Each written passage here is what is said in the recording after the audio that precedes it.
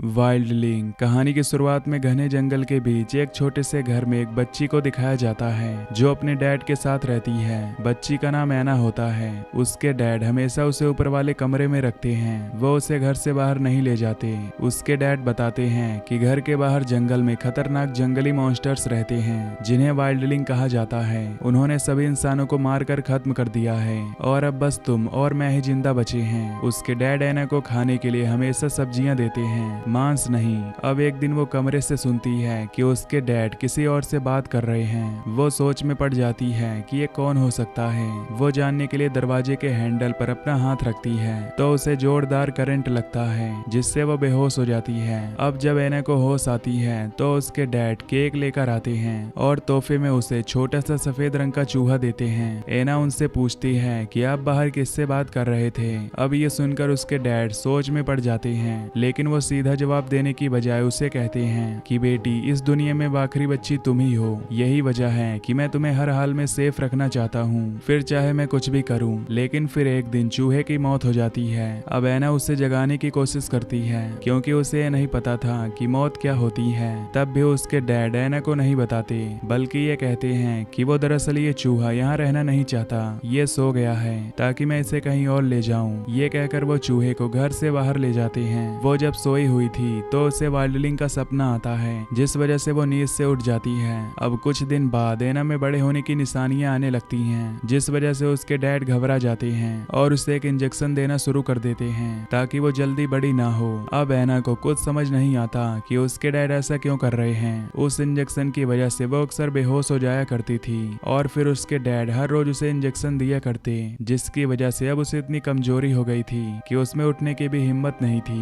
वो अपने डैड को कहती है कि जैसी हालत मेरे चूहे की हुई थी मैं भी बिल्कुल वैसा ही महसूस कर रही हूँ, तो आप मुझे भी वहीं भेज दीजिए जहाँ अपने चूहे को भेजा है। ये सारी बातें बताकर वो बहुत ज्यादा दुखी हो जाती है। ये देखकर उसके डैड को काफी बुरा लगता है कि मैंने ये क्या कर दिया और वो गन अपने मुंह में रखकर गोली चला देते हैं। अब वो मरे या नहीं ये हमें नहीं दिखाया जाता। सीन कट होकर दिखाया जाता है कि ऐना एक हॉस्पिटल में है। इतने सारे इंसानों को देखकर वो घबरा जाती है और बाहर भाग जाती है। सूरज की रोशनी पहली बार उसकी आंखों पर पड़ी थी तो चक्कर खाकर वो बेहोश हो जाती है। डॉक्टर्स उसके पास आकर फिर से उसे उठाकर कमरे में ले आते हैं और इस बार ऐना को बेड से बांध देते हैं। उसे जब होश आता है तो सामने एक पुलिस ऑफिसर बैठी थी जिसका नाम एलन था। वो ऐना की ऐसी हालत देखकर डॉक्टर से पूछती है कि आखिर इस लड़की को क्या हुआ है। डॉक्टर बताता है कि काफी समय से इसे एक इंजेक्शन दिया जा रहा था ताकि ये जल्दी ग्रो ना करे और इसे हमेशा एक कमरे में ही रखा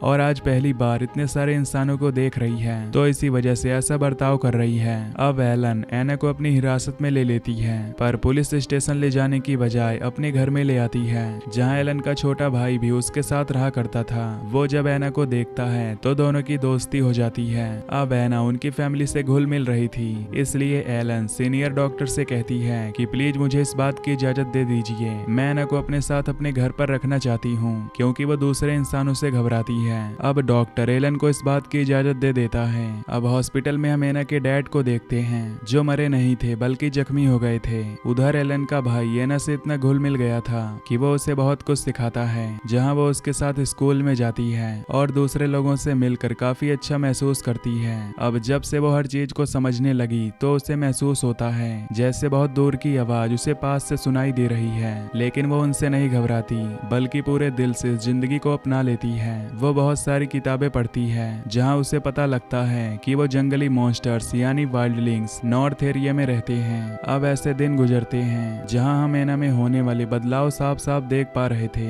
जैसे कि उसके नाखून काले होना, पर वो ये बात किसी को नहीं बताती।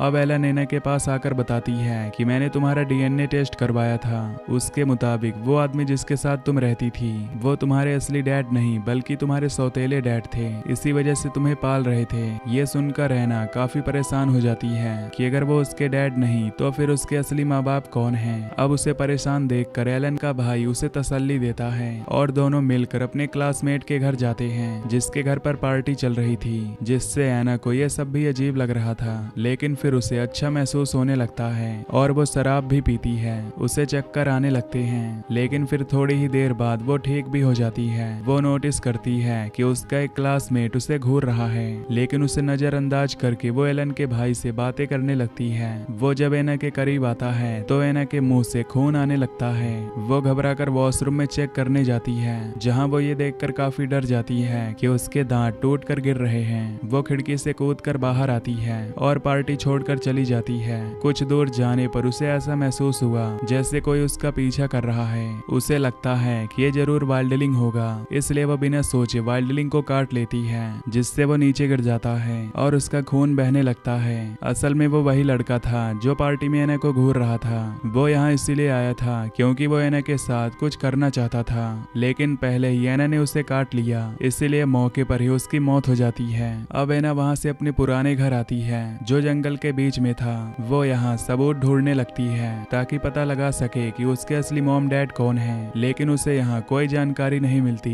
इसीलिए वो अपने जिस्म पर लगा खून साफ करके दूसरे कपड़े पहनती है और वापस एलन के घर आ जाती है, क्योंकि एलन को भी काफी परेशानी हो रही थी। इसलिए वो एना से काफी सारे सवाल करती है, पर वो किसी भी सवाल का जवाब नहीं देती। अब तभी दरवाजे पर एक पुलिस ऑफिसर आता है जो एलन को बताता है कि मैं एना से पूछताछ करने आया हूँ क्योंकि उसका क्लासमेट गायब है। इस पर एलन जवाब देती है कि अभी वो बहुत घबराई हुई है, किसी बात का जवाब देने की हालत में नहीं है, जिस वजह से वो ऑफिसर वहाँ से चला जाता है। अब एलन वापस एना के पास आकर उससे पूछती है कि कल रात तुम कहाँ थी, लेकिन यहाँ भी एना कोई जवाब नहीं देती। एलन को गुस्सा आ जाता है, जिस पर उसका भाई समझाता है कि शांत हो जाओ, जिसके बाद वो एना से बात करता है, पर उसके कोई जवाब न देने पर वो एना का मुंह खोलता है और देखता है कि एना के जो दांत टूट गए थे वहां से अब कुछ और निकल रहा है। ये देखकर वो काफी घबरा जाता है और जल्दी से अपनी बहन के पास जाता है, जिस बीच मौका पाकर एना जंगल की तरफ भाग जाती है क्योंकि उसे डर था कि कहीं ये लोग मुझे कुछ कर न दें। लेकिन एक जगह रुककर सोचती है कि मैं कहाँ जाऊं। तब उसकी नजर एक शिकारी पर जाती है, जिसके पास वो जाती है।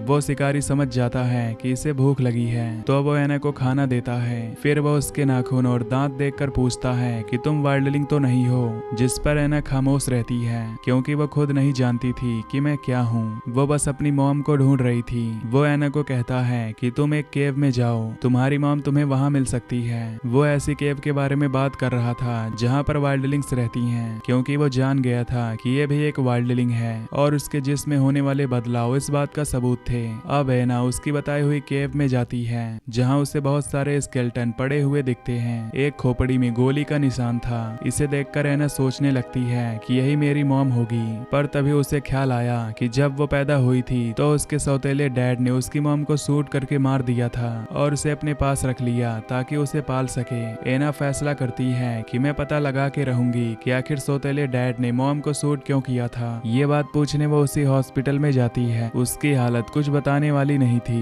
वो अपनी गर्दन मोड़कर उसे देखने लगता है। उधर एलन के पास उस लड़के की केस फाइल आती है जिसे एना ने काटा था, क्योंकि उसकी लाश मिल चुकी थी। एलन एना का कमरा चेक करती है, जहां से उसे ऐसी ड्राइंग्स मिलती है कि उसे शक होने लगता है कि जरूर एना ने उस लड़के को मारा है। तभी एना यहाँ वापस आ जाती है और एलन के गले से लगकर रोने लगती है कि मुझे संभाल लीजिए। अब जब एलन उसके हाथों को देखती है तो उसके बड़े बड़े नाखून देखकर उसका शक यकीन में बदल जाता है, इसीलिए उसे गिरफ्तार करके जेल में बंद कर देती है। इस वजह से एना काफी परेशान हो जाती है कि इन्हें कैसे बताऊं कि उसके जिस्म में क्या हो रहा है। और वो जब मिरर में अपने दांत देखती है तो उसे याद आने लगता है कि मेरे दांत तो बिल्कुल वैसे हैं जैसे केव वाले स्केलेटन के थे। अब तभी उससे मिलने उसके सौतेले डैड आते हैं। वो एना को कहते हैं कि सारी गलती मेरी ही है, मुझे तुम जैसे वाइल्डलिंग को पालना ही नहीं चाहिए था और मुझे इस बात का भी दुख है कि तुम यहाँ बंद हो। फिर वो इंजेक्शन निकाल कर कहता है कि ये इंजेक्शन लगवा लो, क्योंकि इसकी वजह से तुम यहाँ से आजाद हो सकती हो।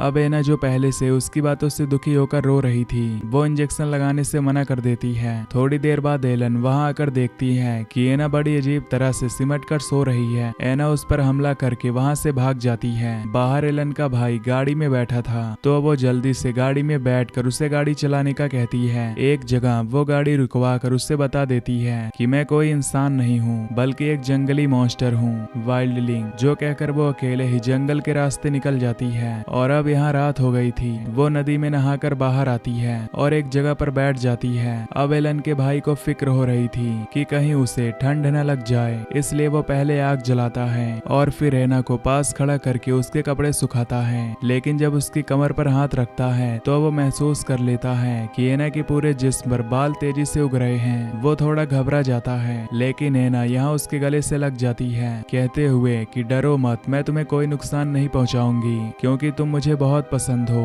जिसके बाद वो एक साथ वक्त गुजारते हैं। अब एना के डैड पुलिस के साथ मिलकर उसे पकड़ने का प्लान बनाते हैं। उसने पुलिस को भी उसकी सच्चाई बता दी थी कि वो बहुत खतरनाक है। अगली सुबह एना और एलन का भाई वहाँ से निकलकर जाने लगते हैं, जहाँ कुछ शिकारी उन्हें देखते ही गोलियां चलाने लगते हैं। एक गोली एलन के भाई को लग जाती है, लेकिन फिर भी वो दोबारा उठकर नदी में कूद जाते हैं। एलन का भाई तो बाहर चला जाता है, पर एना नहीं जाती। वो उसे समझाती है कि मैं नहीं चाहती कि मेरी वजह से तुम्हारी जान को खतरा हो। अब वो उसे अकेला तो नहीं करना चाहता था, लेकिन मजबूर था और एना जंगल में चली जाती है। इधर एलन को अपना भाई मिल चुका था। वो एलन से रोते हुए कहता है कि एना की जान बचा लो। एलन उसे चुप करवा कर एना की तलाश में निकल जाती है। उधर एना अब उस केव के लिए निकल जाती है, जहाँ उसे अपनी मॉम का स्केलेटन मिला था। कुछ दिन बाद दिखाया जाता है कि एना का जिस्म बहुत तेजी से बदल रहा है और अब वो यहाँ के माहौल में रहने के लिए बिल्कुल तैयार हो चुकी है, जबकि शिकारी अभी भी उसे ढूंढ रहे थे। एक दिन एलन का भाई देखता है कि एक पुलिस ऑफिसर एना को पकड़ने के लिए जा रहा है, जिसने अपने साथ बहुत सारा पेट्रोल और हथियार वगैरह ले लिए थे। ये देखकर वो जल्दी से इस बारे में अपनी बहन एलन को बताता है। उधर एना पूरी तरह वाइल्डलिंग बन गई थी और जो शिकारी उसे पकड़ने आए थे वो उन्हीं पर हमला कर देती है। इतनी ही देर में यहाँ एलन भी आ जाती है। वो गाड़ी से उतरकर देखती है कि वहाँ शिकारियों की लाशें बिखरी पड़ी हैं और उसे वो पुलिस ऑफिसर भी मिल जाता है जो एना को यहाँ मारने आया था। वो गन पॉइंट पर एलन को धमकाता है कि तुम एना को नहीं बचा सकती। कि तभी पीछे से एना आकर उस पर बुरी तरह हमला कर देती है और वो मारा जाता है। उसे एलन पहचान नहीं पाती और उसकी तरफ गन पॉइंट कर देती है, लेकिन तभी उसे एहसास होता है कि ये तो एना है और अब यहाँ एलन ने महसूस कर लिया था कि एना माँ बनने वाली है। इसके बाद एना यहाँ से भाग जाती है। वो जब एक जगह पर बैठी थी तो तभी शिकारी उसे पकड़ने के लिए जंगल में चारों तरफ आग लगा देते हैं। ये देखकर वो काफी डर जाती है, लेकिन फिर हिम्मत करके वो दोबारा उस केव में आ जाती है। लेकिन वहाँ उसका सौतेला डैड पहले से ही मौजूद था और जब वो देखता है कि ये भी वाइल्डलिंग बन गई है तो एना को फौरन शूट कर देता है। वो उससे कहता है कि मुझे डर था कि तुम भी अपनी मॉम की तरह वाइल्डलिंग न बन जाओ, इसलिए मैं तुम्हें हमेशा सब्जियां खिलाता, कभी भी मांस नहीं देता। लेकिन अब कुछ नहीं हो सकता क्योंकि तुम पूरी तरह वाइल्डलिंग बन गई हो। अब तुम्हें भी मरना होगा जैसे मैंने तुम्हारे मॉम को मारा था। पर हाँ, मुझे तुम्हारा बच्चा चाहिए। ये कहकर वो एना का पेट काट कर बच्चा निकालने की कोशिश करता है, लेकिन यहाँ वो अपनी ताकत का इस्तेमाल करके जलती हुई लकड़ी उठाती है और उसे अपने डैड के सीने में घुसाकर पूरा जोर लगाती है और उसकी मौत हो जाती है। कुछ ही देर में यहाँ वो शिकारी आता है जिसने एना को खाना खिलाया था। वो एना के कटे हुए पेट पर टांके लगाता है, तब जाकर उसकी हालत थोड़ी बेहतर होती है। अब एक तरफ पुलिस वाले, एक तरफ शिकारी, तो एक तरफ एलन और उसका भाई सभी एना को ढूंढ रहे थे। फिर एलन और उसके भाई को एना एक जगह दिख जाती है, पर क्योंकि वो चाहते थे कि एना जिंदा रहे इसलिए वो किसी को भी कुछ नहीं बताते। अब ऐसे एना काफी दिन तक चलती रहती है, जिस बीच रास्ते में उसका बच्चा पैदा हो जाता है और आखिरकार नॉर्थ एरिया में आ जाती है जहाँ पर सभी वाइल्डलिंग्स रहती हैं और अब से वो अपने जैसे लोगों में ही रहेगी। इंसानों का बुरा बर्ताव जो इतने टाइम से वो बर्दाश्त कर रही थी, अब उसे उससे राहत मिल जाती है। और इसी के साथ ये मूवी यहीं पर खत्म हो जाती है।